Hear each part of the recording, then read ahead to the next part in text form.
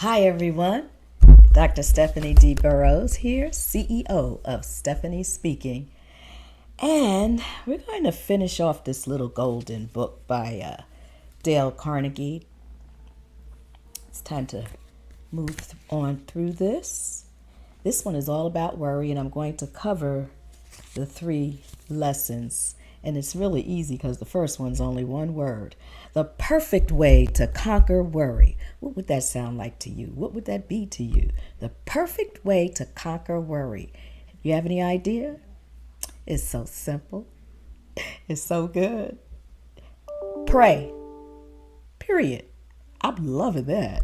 Oh, that is so on point. And I got to tell you, I can't tell you how much I do that. Take it off my shoulders. Give it away. 2, don't worry about criticism. Remember, this is all about worry. Number 1, remember that unjust criticism is often a disguised compliment. That's pretty cool, huh? Unjust criticism is often a disguised compliment. Sometimes it's difficult for some people to give a compliment. I don't know what's behind that. I can surmise, but I don't know for certain. Maybe there's a little sense of jealousy, but they have to acknowledge that, you've done well in whatever, or whatever the compliment is for. Or outside of that, I can't understand. But let's go on and see what else they have to say. Number 2 is do the very best you can. This is about not worrying about criticism. Just do the very best you can. And if you've done that, you gave all that you could. And if there was more to do to get the result you really wanted, then it's a matter of studying or researching, finding out more information, or maybe it's just practice, or maybe, just maybe, it wasn't the right time. Timing, after all, is everything. Next, and this is the last lesson, but there's a bit here. Oh goodness, I hope they're not talking about me. Prevent fatigue and worry and keep your energy and spirits high. Prevent fatigue and worry and keep your energy and spirits high. It's up to you to keep your spirits high. If you're letting all the other things that are going on in the world today and on social media and perhaps in your home or wherever it's coming from, you have a choice whether you listen to it, whether you let it in or not. It's your choice. In many cases, you can shut it out, turn it off. If you have to and you got to escape craziness in your home, go in the bathroom, lock the door. Or maybe just run out the back door. See ya. So here's what they say about it. Preventing fatigue and worry and keeping your energy and spirits high. 1, rest before you get tired. Sounds simple enough to me. Take a nap. Rest before you get tired.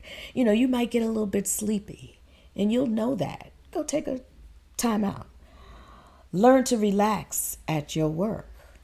So if you're working in the workplace, somewhere outside of your own business or your own home, learn to relax at your work. Take some deep breaths.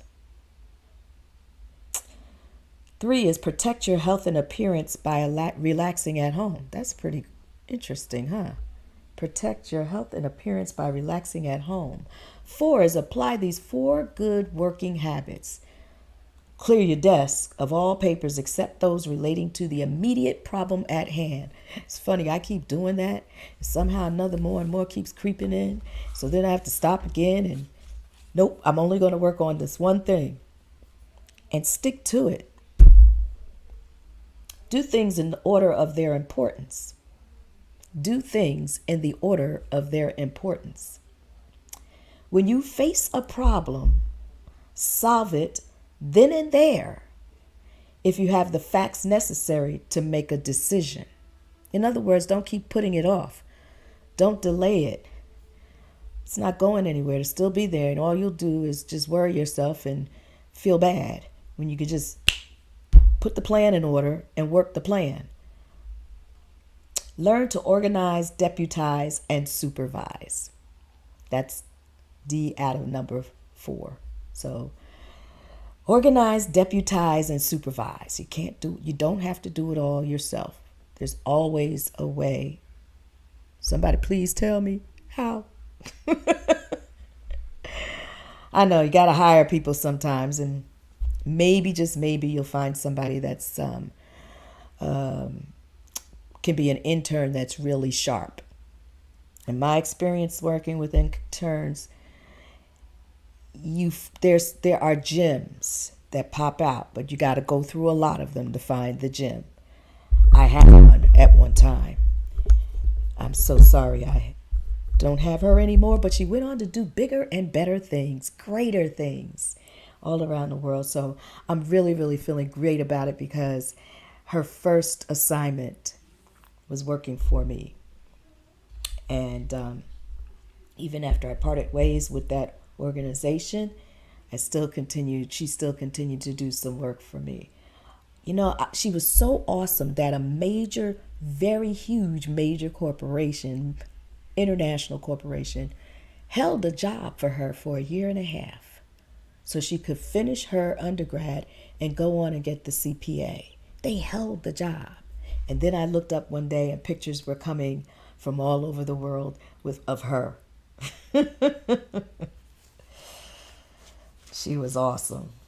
Number 5, put enthusiasm into your work. How many of you put some enthusiasm into your work? Like sometimes you might have to fake it a little bit until it turns on and it ratchets up, Find something about the work that you do. And this is something I learned decades ago. Find something about the work that you do that you really, really like, and focus on that, and focus on doing it better and better and better.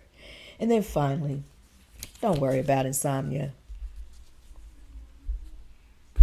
So put enthusiasm into your work and don't worry about insomnia. And I know you're probably saying, how can I be enthusiastic about a job I don't care for, or work I don't want to do, and all of that good stuff? And I really, really, really understand. Oh my gosh, I so get you. But I will tell you this, what I used to do back in the day on the jobs that I was on, and it would tell me when I started losing interest and started feeling like, ugh, that's when I knew it was time to go. But sometimes it wasn't an opportune time. So I would just look for something I enjoyed about the job, and I focused on that. Sure, I did all the other work, but I focused on my joy in doing the thing that I really enjoyed doing, and it kind of cast the ether over everything that I was doing, making it all seem a little brighter, a little different, and then giving me ideas of how to do things differently in those other aspects that I was tired of, I'd gotten bored with. So I was always looking for ways to keep up my enthusiasm and excitement about what I was doing. And then there was always going back to what's the real purpose for what you're doing. And when you recall that, then whether it's the thing you like the most or not, you'll be able to even out those emotions so that you begin to say, wait, this isn't about me. It's about the marketplace that I'm serving. And every time you do that, you'll find something will come back at you that you will feel that much better. For instance, my clients would say something to let me know I was doing right by them. I was giving them what they needed. They would do testimonials for me, written testimonials, video testimonials. And that kept me going in spite of the fact there were some parts of the job that I just really felt like I'm done. And then finally, I think more important than anything was remembering that I wasn't working for me.